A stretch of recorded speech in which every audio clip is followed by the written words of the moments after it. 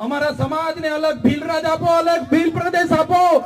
જ્યારે ભીલ પ્રદેશ મળશે ત્યારે જ આદિવાસીનું ઉત્થાન થવાનું છે. આ ગૌરવ ગોવિંદજીનું સપનું હતું. આજના મંચ પરથી ઘણા દાદા, ઘણા મિત્રોએ ખૂબ સારા ઉપદેશો આપ્યા છે, સંદેશાઓ આપ્યા છે. આપણે બધાએ ઉપદેશો, એ સંદેશા ગુરુ ગોવિંદસિંહની વિચારધારા પર ચાલવું પડશે. તે જ દિવસે આપણો સમાજ એક થશે. મારા સાથીઓએ ખૂબ સારી વાત કરી. આપણે બધા પાર્ટીઓમાં વેચાયેલા છે, ધર્મ સંપ્રદાયોમાં વેચાયેલા છે, નાના નાના સંગઠનોમાં વેચાયેલા છે.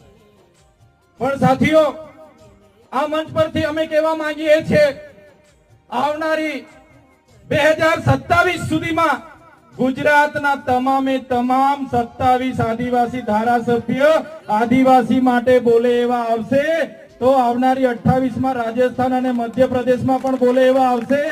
આવનારી